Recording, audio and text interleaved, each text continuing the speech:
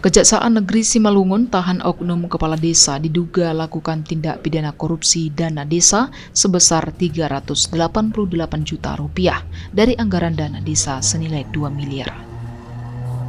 Pasca ditetapkan sebagai tersangka, oknum kepala desa Bahung Kahean, Kecamatan Dolok, Batu Nanggar, berinisial PM, usia 50 tahun, ditahan oleh jaksa. Penahanan tersangka PM diduga melakukan tindakan perbuatan korupsi dana desa yang menyebabkan kerugian negara.